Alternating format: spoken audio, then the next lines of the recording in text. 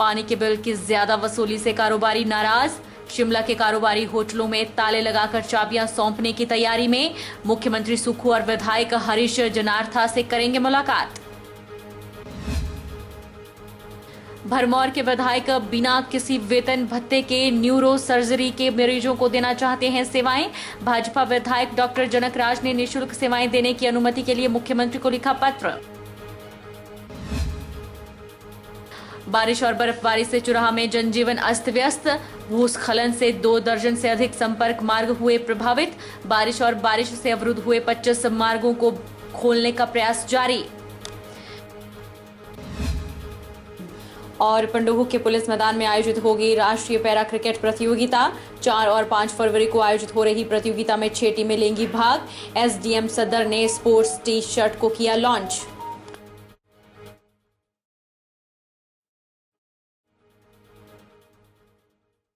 नमस्कार, आप देख रहे हैं एचपी 24x7। मैं हूं जनीशा।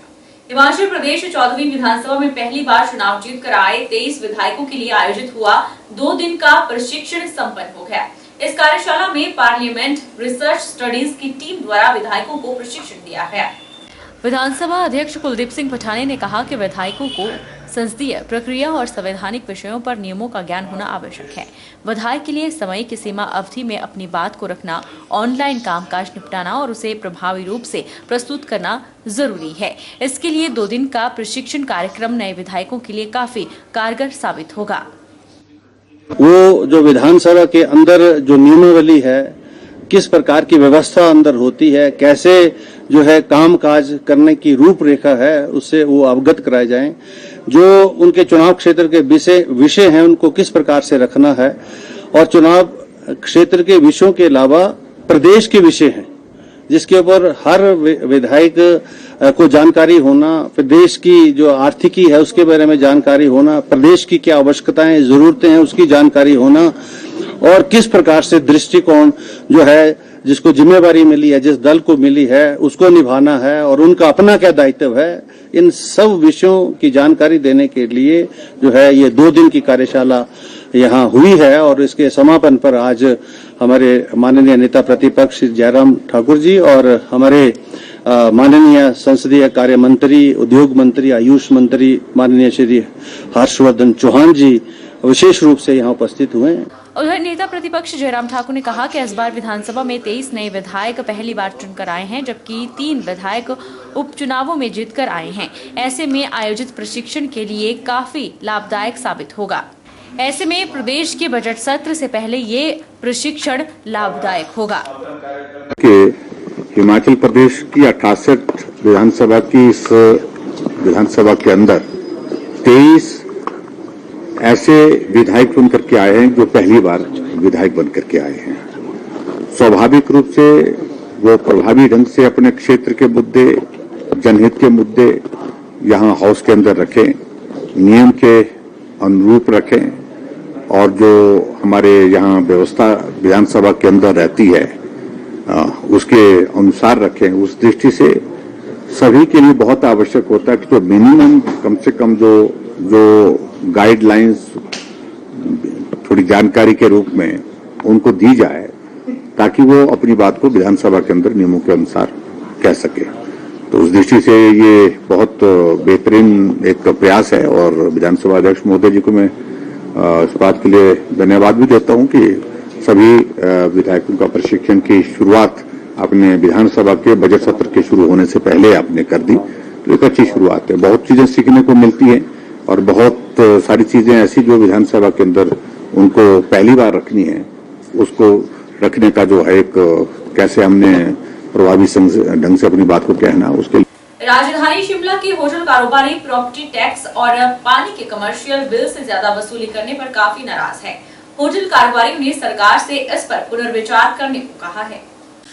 Tourism industry stake holders association के अध्यक्ष मोहिंदर सेठ ने कहा कि हाल ही में पानी के टैरिफ में 10% की बढ़ोतरी का प्रस्ताव रखा। इससे शिमला के लगभग 300 होटल व्यवसायियों पर फर्क पड़ा है। इस बढ़ोतरी के बाद होटल के पानी का रेट कमर्शियल पानी के रेट से 67.5% अधिक महंगा हो गया। हिमाचल के सभी शहरों में होटल व्यवसायियों से 27 रुपए प्रति किलो लीटर पानी का रेट चार्ज किया जाता है और कोई स्लैब सिस्टम भी नहीं लगता। वहीं मोहिंदर सेठ ने कहा कि वह अपनी इस समस्या को लेकर जल्द विधायक हरीश जनार्था और मुख्यमंत्री सुखविंदर सिंह सुक्खू से मिलेंगे। उनसे पानी के टैरिफ, गार्बेज फीस और होटलों से वसूले जा रहे प्रॉपर्टी टैक्स को रेशनलाइज किए जाने की मांग करेंगे। अगर सरकार से उन्हें कोई राहत नहीं मिलती है तो वह होटलों में ताला लगाकर चाबियां सरकार को सौंपेंगे। देखिए, जहाँ तक पानी के रेट की बढ़ोतरी का सवाल है, इस बढ़ोतरी से तो होटल इंडस्ट्री की कमर तोड़ के रख दी है। पहले भी अगर मैं आपको बताऊं कि एक शिमला एक ऐसा शहर है जहाँ पर कि हिमाचल प्रदेश के सभी शहरों से ज़्यादा, सबसे अधिक जो है वाटर टैरिफ शिमला में चार्ज किया जाता है और उसके ऊपर ये इतना 10% और जो बढ़ोतरी है, ये तो बहुत ज़्यादा है। हम अफोर्ड ही नहीं करते हैं। हमारी इंडस्ट्री तो ऑलरेडी कोलैप्स हो चुकी है। इतना ही नहीं है कि ये इतना हाई रेट लगाते हैं, उसके बाद 30% जो है स्वीरेज सेस लगाया जाता है। टोटल अमाउंट बिल का जो अमाउंट है उसके बाद 30% स्वीरेज सेस लगाया जाता है। तो बहुत बड़ी विडम्बना है कि जो हमारा स्टाफ है, अबाउट 90% होटल्स में जो स्टाफ है होटल्स के अंदर रहता है और उसको हम जो है फ्री ऑफ कॉस्ट अकोमोडेशन देते हैं और उसको फैसिलिटी दी जाती है कि खाना भी फ्री दिया जाता है, रहने का भी फ्री दिया जाता है। उसके बावजूद जो वो पानी यूज़ करता है, क्योंकि होटल में रहता है, हमको वो भी होटल टैरिफ पे देना पड़ता है। तो होटल इंडस्ट्री आखिर कहाँ तक सहन करेगी इन सारी चीज़ों को? इसको तो ये अपना जो SJPNL को वापस लेना पड़ेगा। अगर ये इसको वापस नहीं लेते तो हमें मजबूरन अपने होटलों की चाबियाँ शायद इनको सौंपनी ना पड़ जाए, जिस हिसाब से ये हालात चले हुए हैं। क्योंकि ये हमारे साथ ही बेइंसाफ़ी है। अगर हम और अपने विद इन द स्टेट ही बात करें और अपने जो टूरिस्ट डेस्टिनेशंस हैं या और हमारे जो शहर हैं, वहाँ पर पानी 27 रुपये किलो लीटर के हिसाब से जो है उनको दिया जाता है और which is a commercial tariff. हमारे जो या शिमला के जो होटल्स हैं उनसे एक स्पेशल कैटेगराइजेशन करके, सेपरेट कैटेगरी करके उसको कमर्शियल से भी 67.65% ज़्यादा पानी का रेट जो है लिया जाता है। वहीं बजट को लेकर उन्होंने कहा कि कनेक्टिविटी में सुधार करने की जरूरत है और प्रदेश में एक अंतर्राष्ट्रीय हवाई अड्डा होना चाहिए ताकि विदेशों से भी पर्यटक हिमाचल प्रदेश आ सके। तक केंद्र के बजट की सवाल है, डेफिनेटली हमारी एक ही से है कि कनेक्टिविटी जो है that is the backbone of the industry. तो कनेक्टिविटी को तो इम्प्रूव करने की आवश्यकता है। जो अभी तक हमारे जैसे भी चलते आए, अगर हम पास्ट की बात करें तो कभी फ्लाइट्स चलती हैं, कभी फ्लाइट्स बंद हो जाती हैं। तो इस तरह से कोई सर्टेनिटी ना होने से डेफिनेटली टूरिज्म पे इफेक्ट पड़ता है और हम ये चाहते हैं कि एक तो इसको रेगुलरली चलाया जाए और दूसरा यहाँ पर कहीं ना कहीं हिमाचल में सेंट्रल प्लेस के ऊपर एक इंटरनेशनल एयरपोर्ट बनाया जाए, क्योंकि अभी तो फॉरेन टूरिस्ट कम आ रहा है। अगर हमारा यहाँ कोई इंटरनेशनल एयरपोर्ट बन जाता है और ये रेगुलर जो फ्लाइट्स का अगर प्रावधान हो जाता है तो मैं समझता हूँ कि यहाँ पर जो है इनफ्लो ऑफ फॉरेन टूरिस्ट बढ़ जाएगा, फॉरेन रेवेन्यू भी बढ़ जाएगा। हिमाचल प्रदेश में भांग की खेती को लीगल करने की मांग लंबे अरसे से होती रही है। विपक्ष में रहते हुए कांग्रेस विधायक समय समय पर इसकी मांग उठाते रहे हैं और हाईकोर्ट में भी PIL के माध्यम से इसको लीगल करने को लेकर मामला उठाया गया। कांग्रेस पार्टी अब सत्ता में आ चुकी है और भांग की खेती को लीगल करने के लिए पॉलिसी बनाने जा रही है। कुल्लू से विधायक और CPS सुंदर सिंह ठाकुर ने हिमाचल प्रदेश में उत्तराखंड, यूपी और पंजाब की तर्ज पर भांग की खेती के लिए पॉलिसी बनाए जाने का दावा किया है। CPS सुंदर सिंह ठाकुर ने कहा कि भांग की खेती को औद्योगिक उद्देश्य से लीगल करने के लिए पॉलिसी बनाने के हाई कोर्ट 2 बार पूर्व सरकार को अंतरिम आदेश भी दे चुकी है, लेकिन पूर्व सरकार ने इसमें कोई भी दिलचस्पी नहीं दिखाई। भांग का प्रयोग कई तरह की दवाइयों, कपड़ों, जैकेट, रेशा इत्यादि को बनाने के लिए किया जा सकता है। कैंसर, ट्यूमर जैसी गंभीर बीमारी की दवाइयां भांग से बनती है। भांग के पौधे से नशे का एलिमेंट निकालकर इसे औषधीय, हैंडलूम और हैंडीक्राफ्ट के उत्पादों को बनाया जा सकता है। भांग की खेती से लोगों की आय के साधन भी बनेंगे, वहीं औषधीय प्रयोग में भी इसे लाया जा सकेगा। इजराइल ने भांग की औषधीय गुणों को साबित करते हुए कोविड की दवाइयां भी भांग से बनाई हैं। इसलिए हिमाचल सरकार इसके लिए पॉलिसी लेकर आएगी और अन्य राज्यों की तर्ज पर हिमाचल में भी भांग की खेती को लीगल किया जाएगा। लोगों को ये लगता है कि जब हम भांग की बात करते हैं तो नशे की बात करते हैं। मैं उस भांग की बात कर रहा हूं जिसमें दवाई तो है, नशा नहीं है। That is industrial hemp.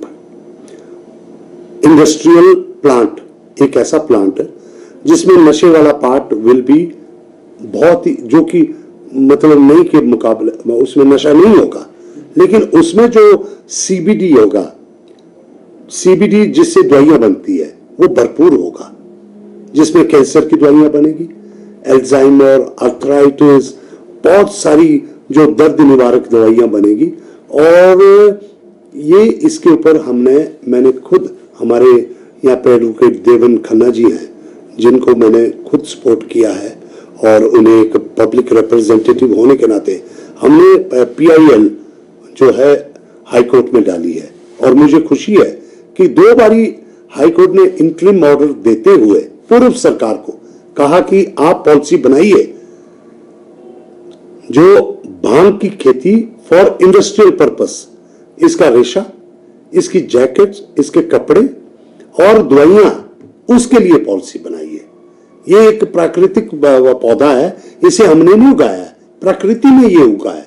इसके जो आप नशे वाले, हम नहीं कह रहे कि नशे को आप बढ़ावा दीजिए, नशे वाले पार्ट को खत्म कर दीजिए, और लेकिन जो दवाइयों वाला पार्ट है या रेशा है या हमारे जो एक बहुत बड़ा हैंडलूम हैंडीक्राफ्ट के लिए इसका हम गांव में इस्तेमाल करते रहे हैं पहले भी, आगे भी इसकी कई इंडस्ट्रीज सेटअप हो सकती है। जब उत्तराखंड में पॉलिसी है,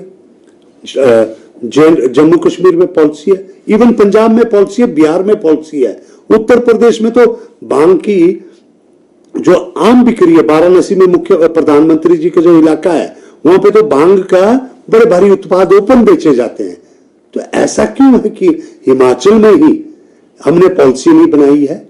मैं समझता हूं हम इस पॉलिसी को लेकर गंभीर हैं और हमें इस पॉलिसी को लाना होगा। चंबा के भरमौर विधानसभा क्षेत्र से जीतकर आए डॉक्टर जनकराज ने सरकार से निःशुल्क सरकारी अस्पतालों में सेवाएं देने की अनुमति मांगी है। इसको लेकर डॉक्टर जनकराज ने मुख्यमंत्री को पत्र भी लिखा है, जिसमें उन्होंने कहा है कि वे बिना किसी वेतन भत्ते के न्यूरो सर्जरी के मरीजों को सेवाएं देना चाहते हैं। जैसे सबको जानकारी है, मैं पेशे से एक डॉक्टर हूँ, न्यूरोसर्जन हूँ, और मैं कुछ समय पहले सरकारी सेवा में था। तो अब चुनाव लड़ने के बाद, विधायक चुने जाने के बाद हमें ये लगता है कि जो हमारे द्वारा ट्रेनिंग की गई है, जो हमारा प्रशिक्षण है, जो हमारा अनुभव है, वो यूं जाया ना हो और वो लोगों के काम आता रहे। इसलिए हमने सरकार को ये आग्रह किया है कि हम अपनी सेवाएं एज ए डॉक्टर सरकार के किसी भी हॉस्पिटल में देने के लिए तैयार हैं। हमें इसके बदले में कोई तनख्वाह नहीं चाहिए, कोई मेहताना नहीं चाहिए। हम केवल और केवल अपने अनुभव का, अपनी शिक्षा का निरंतर उपयोग अपने प्रदेश के लोगों के हित के लिए करना चाहते हैं। और अभी इस विषय में सरकार की ओर से हमें कोई भी जानकारी प्राप्त नहीं हुई है कि सरकार हमें ये अनुमति देगी या नहीं देगी। शिमला के जाने माने अस्पताल आईजीएमसी में प्रतिवर्ष मिलने वाले अवकाश के चलते अस्पताल के 171 डॉक्टर छुट्टियों पर हैं। 36 विभागों के डॉक्टर 9 मार्च तक अवकाश पर रहेंगे। पहले हाफ में छुट्टियों पर गए डॉक्टर ड्यूटी पर लौट गए हैं। शिमला आईजीएमसी अस्पताल के 171 डॉक्टर छुट्टियों पर हैं। IGMC principal doctor Sita Thakur ने कहा कि यह अवकाश प्रतिवर्ष होता है। जिन पुराने डॉक्टरों से मरीज उपचार करवा रहे थे वो आज से नहीं मिलेंगे। सभी डॉक्टर 9 मार्च तक अवकाश पर रहेंगे। डॉक्टरों के अवकाश पर रहने के कारण मरीज परेशान न हो, उसके लिए अन्य सभी मौजूदा स्टाफ काम पे लगा हुआ है। 2 चरणों में चलने वाली इन छुट्टियों में 38 दिनों तक चिकित्सक अवकाश पर रहते हैं। सर्दियों के समय में कम मरीज अस्पताल में पहुंचते हैं, इसलिए सर्दियों में डॉक्टरों को छुट्टी पर भेजा जाता है। मरीजों को इंतजार न करना पड़े, इसके लिए 50% डॉक्टर हमेशा अस्पताल में उपलब्ध हैं।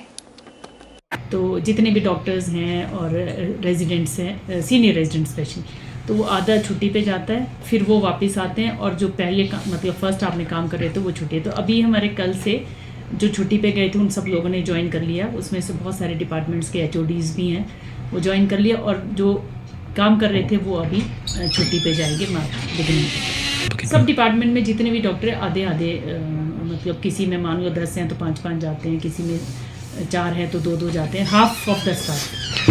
अभी जो जैसे पिछले 1.5 महीने से मतलब 37-38 डेज की छुट्टी होती है, तो उतने में जो जितने लोग उस टाइम काम कर रहे थे उतने ही अभी भी होंगे। बिकॉज एग्जैक्टली अराउंड हाफ ही जाते हैं ना, तो मतलब निकल जाता है टाइम।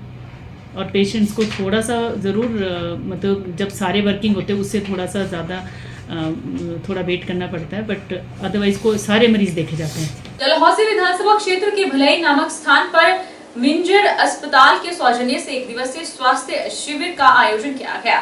कांग्रेस की वरिष्ठ नेत्री आशा कुमारी ने शिविर का शुभारंभ किया, जिसके बाद मरीजों का चेकअप शुरू हुआ। डलहौजी विधानसभा क्षेत्र के भलई नामक स्थान पर आयोजित शिविर में मिंजर अस्पताल के सौजन्य से मरीजों के आंख, कान, हड्डी और अन्य कई तरह के चेकअप किए गए, ताकि लोगों को घर द्वार सुविधा मिल सके। हालांकि इस तरह का पहला स्वास्थ्य शिविर आयोजित किया जा रहा है। इसमें क्षेत्र के कई मरीजों ने अपना चेकअप भी करवाया। कांग्रेस की वरिष्ठ नेत्री आशा कुमारी ने कहा कि स्वास्थ्य के क्षेत्र में इस तरह के स्वास्थ्य शिविर लगने जरूरी है, ताकि क्षेत्र के लोगों को इस तरह के शिविर से लाभ मिल सके। सभी को पता है कि स्वास्थ्य सेवाओं की कुछ कमी रहती है, तो इन्होंने ये कैंप लगाया है। हमें बड़ी खुशी है कि लोगों को कुछ सुविधा भी मिलेगी और निश्चित तौर पे जो फौरी ट्रीटमेंट होती है वो यहाँ होगी। और अगर कोई इस तरह के पेशेंट होंगे जिनको और सीरियस कोई बीमारी है या ज़रूरत है आगे ट्रीटमेंट की, उनको पता भी लग जाएगा कि उन्हें आगे जांच के लिए जाने की ज़रूरत है। तो इनका बहुत बहुत धन्यवाद है और मैं समझती हूँ कि इस तरह के कैंप्स हमें और लगाने चाहिए और मैं इनसे निवेदन भी करूँगी कि और जगहों पे भी, भिलई में लगाया इसका धन्यवाद, मगर अन्य इलाकों में भी लगाएंगे, ऐसा मैं उम्मीद रखती हूँ। बुनियादी जिन चीज़ों की हम यहाँ जांच कर पा रहे हैं उसके अनुसार उनको दवाइयाँ भी दे रहे हैं। और अगर किसी को आगे कोई बीमारी में आगे कुछ रूल आउट करने के लिए निकलता है तो उसको उस हिसाब से सलाह भी दी जा रही है। इस कैंप में नेत्र रोग के विशेषज्ञ, उनके नेत्रों की हम जांच कर रहे हैं। जनरल मेडिसिन में बीपी शुगर के मरीजों की जांच कर रहे हैं। हड्डी रोग विशेषज्ञ हमारे साथ हैं, वो हड्डी के रोगों का उपचार कर रहे हैं। इसके अलावा इस कैंप में फ्री में सबके लिए दवाइयाँ जो हैं, अच्छी गुणवत्ता वाली दवाइयाँ जो हैं वो भी दी जा रही हैं कि लोगों में एक फेथ बिल्डअप हो। और इसके अलावा लोगों को उनकी सेहत के बारे में जागरूक भी किया जा रहा है कि किस किस तरह से अपनी सेहत का ध्यान रखना है, कितने इंटरवल के बाद उनको अपनी सेहत पे ध्यान देना है और कितने इंटरवल के बाद उनको अपनी जांच कराना ज़रूरी है। तो इस कैंप का मकसद लोगों को उनकी सेहत के बारे में, समाज की सेहत के बारे में जागरूक करना भी है। तो हम साथ साथ इलाज के साथ साथ उनको ये सलाह भी दे रहे हैं कि उनको किस किस तरह से अपना और अपने बच्चों का हर तरह से जो है सर्वांगीण किस तरह से उनको अपने स्वास्थ्य के लिए अवेयर हो। और इधर हमारे चेकअप का थोड़ा शरीर दर्द कुछ प्रॉब्लम थी, उन्होंने अच्छी दवाई दिया और मैं धन्यवाद करता हूँ जिन्होंने ये प्रबंधक समिति भलई के जिन्होंने बंदोबस्त रखा। मिंजर हॉस्पिटल का धन्यवाद करते हैं जो हमारे जैसे गरीब आदमी का इतना ध्यान रख रहे हैं और भगवान चाहे तो आगे से भी ऐसा ही थोड़ा ध्यान दें।